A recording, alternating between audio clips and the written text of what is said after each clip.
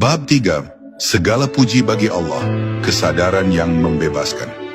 Ketika seorang hamba mengucapkan, Alhamdulillahirrabbilalamin, ia sejatinya sedang menyatakan sesuatu yang jauh lebih dalam daripada sekadar pujian lisan. Ia sedang melepaskan ego yang merasa memiliki, sedang menyerahkan rasa syukur dari kedalaman jiwanya kepada Sang Sumber Segala. Dalam tafsir Sufi, kalimat ini bukan hanya bentuk pengakuan atas karunia, tapi juga pengingat akan kehampaan diri di hadapan keagungannya. Segala puji milik Allah, artinya tak ada satupun dalam hidup ini yang pantas dibanggakan, kecuali karena pancaran cahayanya.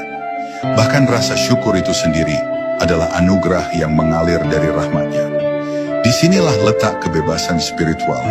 Saat kita tidak lagi menuntut apa-apa untuk diri, tapi larut dalam pujian yang menyatu dengan keberadaan itu sendiri.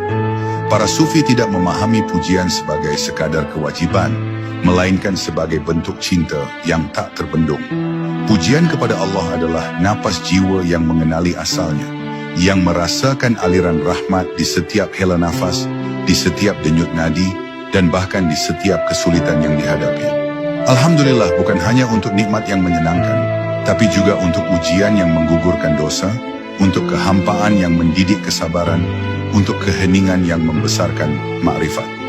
Dalam kedalaman tafsir ini, kita diajak untuk melihat seluruh hidup sebagai permadani pujian, di mana benang-benang terang dan gelap dirajut menjadi keindahan yang hanya bisa dipahami oleh mereka yang hatinya telah melebur dalam kehendaknya. Rabbil Alamin, Tuhan semesta alam. Kalimat ini membuka cakrawala kesadaran kita dari yang sempit menjadi tak terbatas. Dalam pandangan sufistik, alam bukan hanya yang terlihat oleh mata, langit, bumi, hewan, manusia, tapi juga semesta batin, dunia perasaan, dimensi ruhani, getaran malaikat, dan bahkan lapisan-lapisan energi yang belum dikenal oleh akal. Ketika Allah disebut sebagai Rabb dari seluruh alam, maka Ia adalah pengatur, pemelihara, pengasuh, dan pembimbing segala yang ada, baik yang tampak maupun yang tersembunyi. Ini menanamkan dalam jiwa kita sebuah keyakinan mendalam bahwa tidak ada satupun yang terjadi di alam ini tanpa berada dalam pelukan kasih dan ketentuannya. Tak ada yang liar, tak ada yang kebetulan. Segalanya adalah bagian dari harmoni ilahi.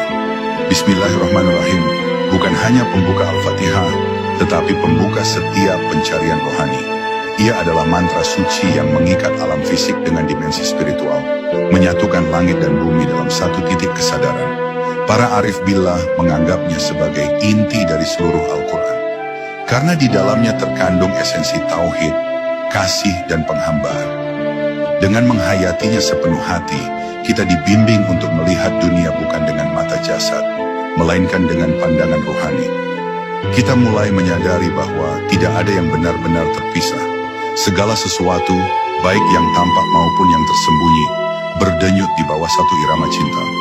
Cinta yang berasal darinya, mengalir melaluinya, dan kembali kepadanya. Akhir bab ini mengajak kita untuk berhenti sejenak, menutup mata, dan mendengarkan gema Bismillahirrahmanirrahim di dalam dada. Biarkan kalimat ini tidak hanya terdengar, tetapi terasa. Rasakan bagaimana ia membuka lapisan-lapisan hati, menyingkap tabir ego, dan mengundang jiwa untuk tenang di pelukan yang maha lembut. Dengan menyebut namanya, kita tidak lagi sendiri. Kita menjadi bagian dari aliran besar eksistensi yang menyatu dengan cinta tanpa batas. Maka mulailah hari, langkah, dan hidup dengan namanya. Karena di sana ada ketenangan yang tak bisa diberikan dunia, dan kebahagiaan yang hanya bisa dipahami oleh hati yang telah menyentuh rahasia ketuhanan.